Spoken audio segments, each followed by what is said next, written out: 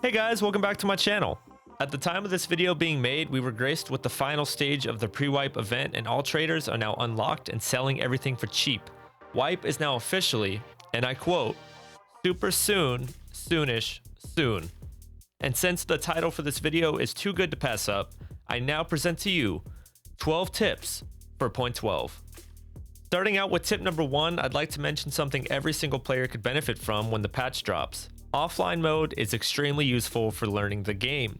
In point 12, we're going to be seeing the new map Military Base for the first time, and I can't stress enough how much easier things will be for you if you load up an offline raid and spend some time exploring the new map. No raiders, no scavs, and no players to disturb you, and the world is your oyster.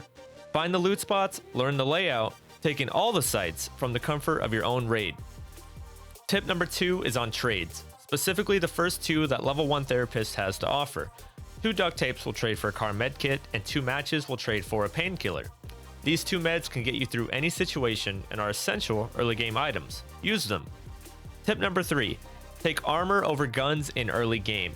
In the beginning as of now, level 1 traders offer very little in terms of good armor, but sell several different effective weapons. For this reason, when faced with the choice of carrying out armor and carrying out weapons in raid, I highly suggest you prioritize the armor. On the subject of armor, we have our next tip. Tip number 4. Do all of your scav runs, especially if you keep dying on your PMC. Scav runs have so much to offer you. A free ticket to play around with all expenses paid for. You can spawn with some really good items as a scav. Good armor, high value loot, dangerous guns. It's even quite common to spawn with the labs keycard. A good labs run can net you millions of rubles, therefore your scav runs can make you millions. Tip number 5. If you can complete a task on another map besides customs, do it. Customs will be the busiest map early game and it can be quite difficult to make it out alive. Tons of task items can be found on Shoreline and Interchange, so why not start there? It's going to be rough in the beginning no matter what, but this can help, especially if you don't love customs. Tip number 6. Night raids can be helpful for tasks where you need to survive. 2 things. 1. Night raids are typically less played, so you sometimes run them without seeing anybody. More importantly, it's just plain harder to see anything at all, which you can play to your advantage. If it's harder to be seen, it's harder to be shot. I will admit though, night raids scare the bejesus out of me. Tip number 7. Try to unlock the ability to buy Salewa kits and other quest items early to make some fast cash. Last wipe, I easily made a few million rubles off of Salewas alone. This funded many of the other tasks that I could buy my way through. Task items always go for a lot early game, which brings us to my next tip. Tip number 8. Start collecting any and all items you know are for a task as soon as possible. Here is a picture of every task item for every task in patch point 11. I will include a link to this picture in the description below. I know some of these are subject to change in point 12, but that doesn't mean it's not worth stocking up on as many of these items as you can. If we get to a task and it has changed, oh well, at least you were prepared. Tip number 9. If you find yourself in a situation where you have a full set of gear to loot and all of the gear you are wearing is insured, try dumping your gear in a hidden location and wearing what you have looted. This way, even if you die in the raid, the loot you came in with will be safe and will be returned to you in a few days. If you do survive, you will still get that gear back in insurance. I do this often late game as well, especially if I squad wipe. That way I can make it out of raids with 3 sets of gear instead of 2.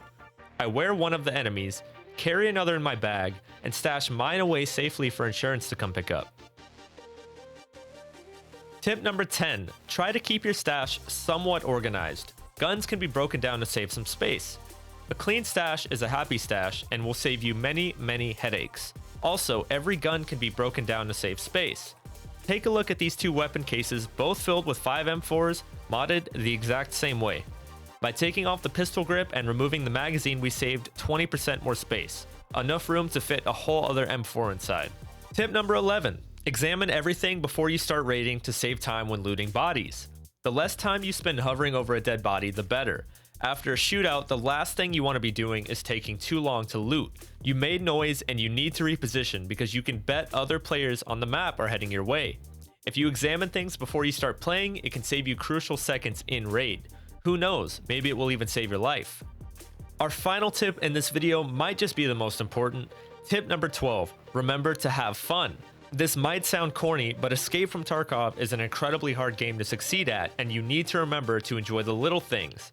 If you take out 3 players and die to a 4th, remember, you killed 3 players, which is a win in itself. Try and learn from every death. Sometimes it's unavoidable, other times not so much. Did you rush to a body right after you killed it? Did you not check your corners? Learn from your mistakes and enjoy the small victories. You will improve if you put in the work.